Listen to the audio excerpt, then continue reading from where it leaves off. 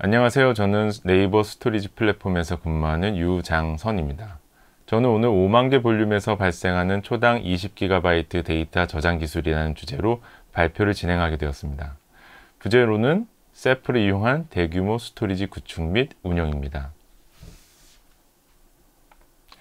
발표는 셀프 스토리지를 어떻게 구축하고 사용하는지를 말씀드리고, 그동안 운영하면서 발생했던 이슈와 해결 사례, 대규모 클러스터를 어떻게 운영하는지를 소개해 드리도록 하겠습니다.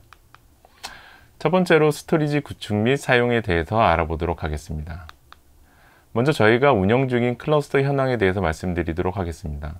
현재 40개 셉 클러스터를 운영 중에 있고, 총 800대 노드에서 대략 만여 개의 디스크를 서비스하고 있습니다. 구축 용량은 37PB 규모이며 매년 10PB 이상 증가 중입니다. 총 볼륨 수는 6만 개이고 올해만 3만 개 볼륨이 생성되고 있습니다. 평균 사용 중인 I/O는 초당 25GB인데요.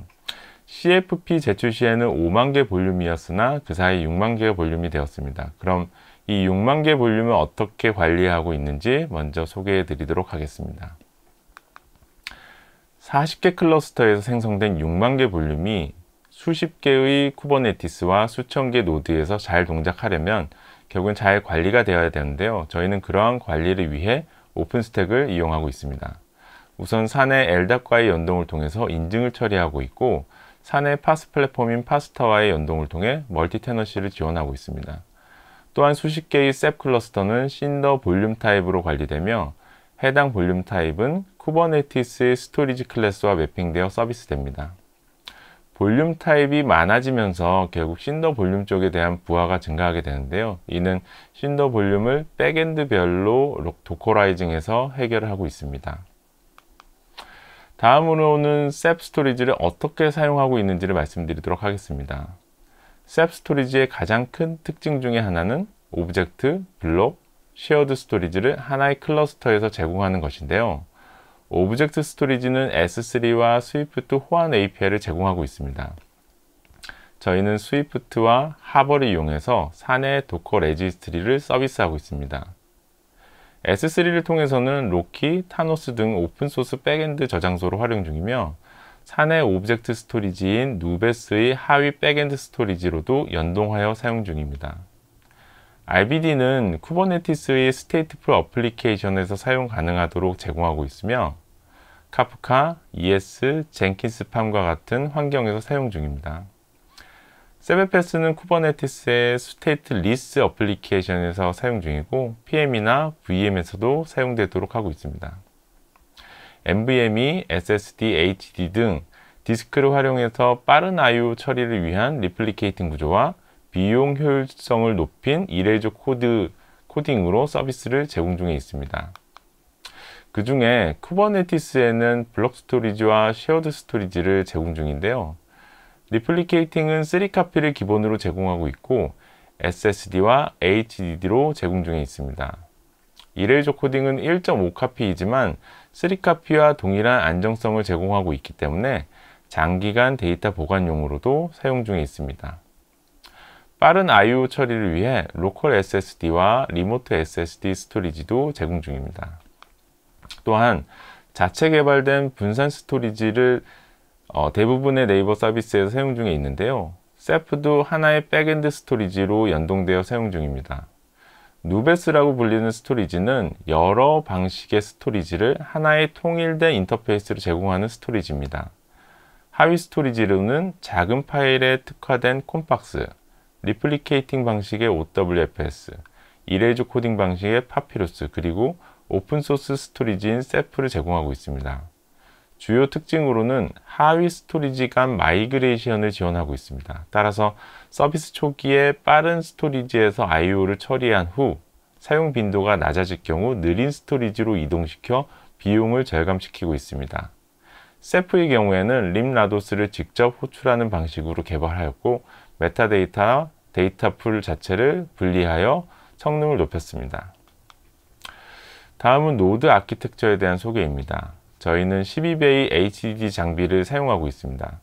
초기 버전에는 OS와 DB 용도로 4개를 할당하였고, 데이터 용도로는 8대를 할당하여 노드당 48PB를 제공하였습니다. 이후 노드에 M.2를 탑재해서 OS를 구축하였고 DB 용도로는 NVMe를 추가하였습니다. 데이터 용도로 총 12개를 할당하여 노드당 72TB로 기존 대비 24TB를 늘렸습니다. 현재 사용 중인 모델은 집적도를 더 높이기 위해서 12TB 디스크로 전환을 하였습니다. 단 성능 감소를 최소화하기 위해서 NVMe를 1개에서 2개로 변경하였는데요. 노드당 현재 총 144TB까지 구성 가능하므로 초기 모델에 비해서 3배 늘어난 저장 공간으로 개선되었습니다. 지금까지 셉 스토리지를 어떻게 사용하고 있는지를 소개해 드렸는데요. 지난 몇 년간 셉을 운영하면서 발생하였던 주요 문제점에 대해서 공유 드리도록 하겠습니다. 첫 번째는 블록 캐시 적용 사례입니다. 서비스 규모에 따라 수십 개의 파드가 동작하는 서비스들이 생겨나게 되는데요. 특정 시간에 I/O가 집중되는 경우가 발생하게 됩니다. 예를 들어 새벽에 백업이 도는 경우가 대표적인 케이스입니다. 모든 파드에서 동시에 I/O가 발생하게 되면 결국 개별 디스크로 디스크 부하가 몰리게 되는데요. 하드디스크의 레이턴시 지연이 결국 서비스단까지 영향을 주게 됩니다.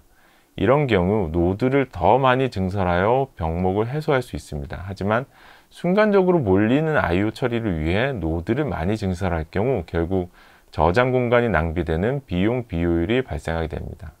저희는 이런 문제를 해결하기 위해 블록 캐시를 도입하여 사용 중입니다. 블록 캐시란 느린 디스크 앞단에 빠른 SSD를 두어 I/O를 SSD에서 먼저 받아주도록 하고 이후 천천히 HDD 디스크로 전달되게 되도록 하는 기술입니다. 또한 SSD에 캐시된 데이터로 리드 연산을 수행하므로 속도가 빠르고 HDD로 가는 요청을 줄여주게 됩니다. 저희는 HDD 앞단에 NVMe를 파티셔닝하여 사용하는 구조로 구성하였습니다. 버스트한 I/O가 발생하더라도 NVMe에서 빠르게 받아주기 때문에 성능 저하 없이 서비스가 가능합니다. 블록 캐시는 플래시 캐시, DM 캐시, LVM 캐시 등 몇 가지 존재하게 되는데요. 그중 저희는 B캐시라는 블록 캐시를 사용하고 있습니다. B캐시는 리눅스 커널 3.10에 포함되어 있기 때문에 커널 모듈만 이네이블 시키면 바로 사용이 가능합니다. 관리 툴인 B캐시 툴즈는 GitHub에서 클론 및 빌드에서 사용할 수 있습니다. B캐시 생성은 캐시 디바이스, 블록 디바이스, 그리고 캐시 타입을 지정하게 되면 쉽게 만들어지고요. DV B캐시 제로 형태대로 디바이스가 생성되기 때문에 파일 시스템 만들고 마운트해서 바로 사용이 가능합니다.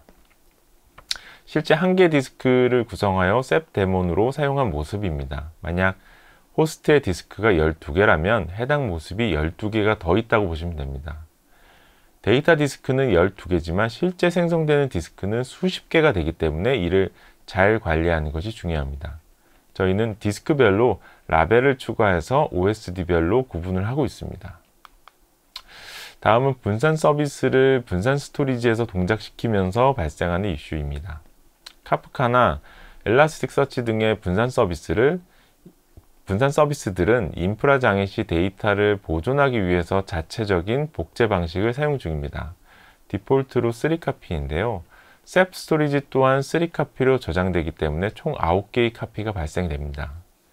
대부분의 분산 서비스 등은 JBOD 즉 로컬 디스크 사용을 권장하고 있는데 현실적으로 모든 서비스를 로컬 디스크로 제공하는 것은 불가능합니다. 현재 저희가 사용 중인 카프카 ES 볼륨만 대략 2만여 개이므로 이를 모두 로컬 디스크로 제공하기 위해서는 정말 많은 수의 노드가 필요하게 됩니다. 쿠버네티스 워커 노드에서 사용 가능한 로컬 디스크 수량이 제한적이기도 하고 식 프로비저닝 방식으로 인해 미사용 시 타 서비스의 할당이 불가능하므로 비용 비효율이 발생하게 됩니다. 또한 로컬 디스크는 특정 노드의 팟이 고정되기 때문에 노드 장애 시 데이터를 잃어버릴 수 있으며 이를 복구하기 위해 많은 시간과 데이터 이동이 필요하게 됩니다. 이를 개선하기 위해 싱글 카피 방식의 리모트 SSD 스토리지를 제공하고 있습니다. 카프카나 ES에서는 로컬 디스크를 사용하듯이 아이스카시로 연결된 리모트 디스크를 사용하게 되고 원본 파일만 생성되기 때문에 추가적인 복제본은 발생하지 않습니다. 리모트 SSD는 LVM 기반으로 동작하기 때문에 필요한 용량만큼 할당되어 사용이 가능합니다. 따라서 공간 낭비를 최소화할 수 있으며 증설 필요 시 온라인 익스텐드를 지원하고 있습니다. 또한 쿠버네티스 워커 노드 장애 시에도 데이터는 외부에 저장되고 있으므로 팟이 다른 노드에서 뜨게 되면 바로 서비스가 재개될 수 있습니다. 셉 스토리지는 서비스 중에 증설이 가능한 스토리지인데요. 최대 엑사바이트까지 증설이 가능하다고 나와 있습니다. 클라이언트에서 사용 중이더라도 IO 블록 없이 노드 증설이 가능한데요. 증설 작업은 노드를 추가하는 작업과 피지 수를 증가시키는 작업, 이렇게 두 가지로 나뉘게 됩니다. 예를 들어 노드 증설은 기존 클러스터에 신규 노드를 추가하고 리얼로케이션 작업을 진행하게 되면 노드별로 균등하게 데이터가 재배치됩니다. 피지는 플레이스먼트 그룹으로 오브젝트들을 관리하는 그룹인데요. 클러스터 규모에 비해 너무 작거나 너무 크게 되면 관리의 어려움 내지는 성능 저하가 발생하게 됩니다. 따라서 일정 수준을 유지하면서 노드 증설 시 함께 늘려주는 작업이 필요합니다. 피지 수를 늘리게 되면 증설 작업과 비슷하게 피지 간 데이터 이동이 발생하게 됩니다. 하지만 증설 작업은 그리 쉬운 작업은 아닙니다. 증설은 오브젝트를 옮기는 작업의 연속이기 때문에 오브젝트를 옮기는 시간 동안은 해당 오브젝트를 사용한 IO에는 영향을 줄 수밖에 없습니다. IO가 높은 상황에서 증설을 진행하게 되면 레이턴시가 느려지게 되고 결국 서비스에도 영향을 미치게 됩니다. 서비스의 영향을 최소화하기 위해서는 OSD 맥스 백필을 1로 설정하게 되는데 이는 스레드를 한 개로만 처리한다고 이해하시면 됩니다. 최대한 클라이언트 IO를 우선으로 처리하게 되지만 그래도 영향이 발생하는 경우에는 낮 시간 증설을 중지하고 밤 시간에만 증설을 진행하기도 합니다. 문제는 이럴 경우 하루에 확보되는 여유량이 적기 때문에 증설 작업이 수개월 걸리게 되고 심지어는 확보되는 여유량보다 매일 들어오는 IO가 더 많아지는 경우가 발생하게 됩니다. 또한 잦은 증설 작업은 데이터 이동 횟수가 많아지게 되고 그렇게 되면 재배치로 인한 디스크의 리드라이트가 많아지게 되어 결국 디스크 수명이 단축되게 됩니다. 따라서 이러한 문제점들로 인해 증설 작업은 쉽지 않은 운영 작업이고 이를 개선하기 위해 고민을 진행하게 되었습니다. 컴퓨트 노드는 구축 시 바로 서비스, 즉 신규 팟을 받을 수 있는 상태가 됩니다. 스토리지 노드와의 차이점은 데이터의 재배치, 결국 리얼로케이션을 하느냐 하지 않느냐의 차이로 보입니다. 저희는 리얼로케이션을 가급적 줄이는 방식으로 접근을 하게 되었습니다. 즉 기존 클러스터의 증설이 아닌 신규 클러스터를 추가하는 멀티 클러스터 구조의 방식입니다. 예를 들어 RBD HDD라는 스토리지 클래스가 클러스터 1번에서 연동되어 운영되는 상태라면 생성되는 모든 PVC들은 클러스터 1번으로 생성되게 됩니다. 클러스터 1번의 여유량이 부족하다면 클러스터 2번으로 신규 구축한 후 프로비즈너의 디폴트 클러스터를 클러스터 2번으로 변경하게 됩니다. 이럴 경우 신규 생성된 모든 볼륨들은 클러스터 2번으로 생성되게 됩니다. 이는 프로비저너를 통해서 디폴트 클러스터를 1번, 2번 변경하면서 서비스를 할 수 있기 때문입니다. 따라서 노드만 존재한다면 하루만 해도 클러스터를 구축 후 서비스에 추가할 수 있는 상태가 됩니다. 클러스터가 너무 작은 규모라면 적용하기 쉽지 않은 구조일 수 있습니다. 왜냐하면 너무 많은 클러스터가 생성될 수 있기 때문이죠. 저희의 경우 클러스터가 보통 200여 대로 구성되므로 신규 클러스터 추가 작업은 연간에 2회 정도 발생하게 됩니다. 지금까지 운영 시 발생했던 이슈들을 공유드렸는데요. 마지막으로 저희가 클러스터를 어떤 툴로 어떻게 모니터링하고 있는지에 대해서 설명드리도록 하겠습니다. 노드 투입 시 리얼로케이션 작업은 서비스에 많은 영향을 끼친다고 말씀드렸는데요.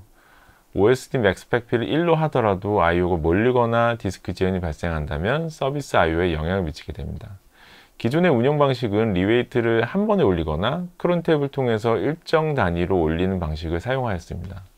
한 번에 올릴 경우 리얼로케이션 작업이 모두 완료될 때까지 오랜 시간이 걸리게 되고 그 사이 노드 장애가 발생된 경우 대응이 쉽지 않게 됩니다. 크론 탭을 통해서 올릴 경우 슬로우 리퀘스트가 발생되더라도 리웨이트는 계속 수행되기 때문에 기민한 대응을 하기가 어렵게 됩니다. 저희는 이러한 문제점들을 개선한 코디 리웨이터라는 모듈을 개발하여 사용 중에 있습니다. 리웨이트를 증가, 감소시키는 단위를 지정할 수 있으며 얼마 만에 실행할지를 지정하게 됩니다. 맥스 백필링 피지수를 제한하여 클라이언트 I/O에 대한 영향도를 감소시키고 슬로우 리퀘스트 발생 시 자동으로 중지, 재시작되도록 되어 클러스터를 안전하게 유지할 수 있습니다. 노드 증설 후 진행해야 되는 또 다른 작업이 피지수 증가 작업입니다.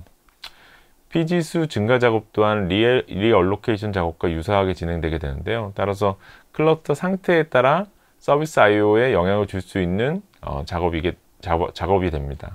피지수는 피지 칼큘레이터를 통해서 쉽게 구할 수 있는데요. 저희 같은 경우는 RBD 기준으로 피지당 OSD 수가 2만 개가 넘어가게 되면 증설을 진행하고 있습니다. 피지 카운트는 한 번에 변경할 경우 I/O가 수분 동안 멈출 수 있기 때문에 조금씩 늘려가는 것이 중요한데요. 저희 같은 경우는 PGP 넘 자체를 변경시키게 되면 PG만 이제 스플릿 처리하게 되고 PGP 넘을 변경할 경우에는 실제 이제 백필링이 발생하게 되는데요. 그럼 몇 개 단위로 쪼개는 것이 가장 효율적인가에 대해서 테스트를 해보았습니다. 결론적으로 말씀드리면 128개 이하에서는 1개씩 증가시키든 16개 증가시키든 비슷하게 미스플레이스가 발생하고 128개 이상에 대해서는 3% 정도의 이동이 줄어들기는 하지만 크게 차이가 나지는 않습니다. 따라서 저희는 I/O가 높다면 1개에서 4개 단위로 증설을 진행하고 있고 I/O가 낮다면 8개에서 16개 단위로 증설을 진행하고 있습니다. 피지수 증가는 리웨이트와 동일하게 실제 오브젝트들이 OSD를 옮겨가게 되는데요. 이를 해결하기 위해서 코디 리웨이터라는 모듈을 통해서 피지수 증설 작업을 진행하고 있습니다. 코디 스플릿은 피지 스플릿 시킬 단위를 지정하고 있고 맥스 백필링 수를 지정해서 클라이언트 I/O를 감소시키고 있습니다. 코디 리웨이트와 동일하게 슬로우 리퀘스트가 발생될 경우에는 자동 중지되고 재시작되며 하루 중에 일정 시간 동안만 동작시키도록 하는 기능을 제공하고 있습니다. 다음은 세베패스인데요. 세베패스에서는 MDS 간 다이내믹 로드 밸런싱을 지원하고 있습니다. 한쪽 MDS에 부하가 몰릴 경우 다른 MDS 쪽으로 오브젝트들을 옮겨서 안정적으로 서비스가 진행될 수 있도록 지원하고 있습니다. 밸런스 모드는 총 3가지를 지원하고 있는데요. 리퀘스트에 따른 모드, CPU에 따른 모드, 그리고 몇 가지 지표들을 통한 하이브리드 모드가 있습니다. 디폴트가 하이브리드 모드인데요. 우측 그래프에서도 확인할 수 있듯이 실제 운영 중에는 MDS 마이그레이션이 계속 발생할 수 있습니다. 이로 인해서 서비스 I/O까지 지원될 수 있는데요.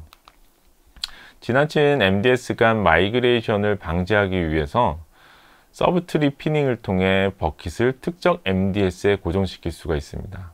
저희는 MDS 구성을 크게 전용 MDS 노드와 공용 MDS 노드로 구성을 하고 있는데요. 전용 MDS 노드 같은 경우는 일정 수준의 I/O를 보장이 필요한 경우 할당하고 있고 공용 노드 같은 경우는 그렇지 않을 경우 할당하는데 버킷 ID 자체를 해시 기반으로 할당을 하고 있습니다. 모든 MDS는 핫스탠바이를 제공하고 있기 때문에 이슈가 발생할 경우 서비스 다운타임을 최소화할 수 있고 만약에 핫스탠바이까지도 문제가 된 경우에는 플로팅 스탠바이를 통해서 수분 내로 장애가 조치되고 있습니다. 이렇게 구성하게 되면 MDS 다이내믹 밸런서를 통해서 마이그레이션 되는 경우를 최대한 줄일 수 있으며 피닝을 쉽게 처리하기 위해서 버킷 피너라는 모듈을 통해서 자동 활동되도록 구축되어 있습니다. 다음은 성능 모니터링에 대한 공유를 드리도록 하겠습니다. 현재 저희는 많은 소프트웨어를 구축하여 사용 중이기 때문에 오픈소스 익스퍼터 또는 자체 개발된 익스퍼터를 이용해서 매트릭을 수집하고 있습니다. 이렇게 수집된 매트릭은 프로메테우스로 보내지게 되고 그래파나 대시보드를 이용해서 모니터링 하게 됩니다. 얼럿은 그래파나 노티피케이션 채널을 내부 백엔드 서버로 등록하게 되고 사내 메신저와 연동을 통해 이벤트를 확인하고 있습니다. 중요 이벤트 누락 방지를 위해서 이벤트별로 레벨을 부여하고 있고 부여된 레벨에 따라 메신저 대화방이 다르게 전송되고 있습니다.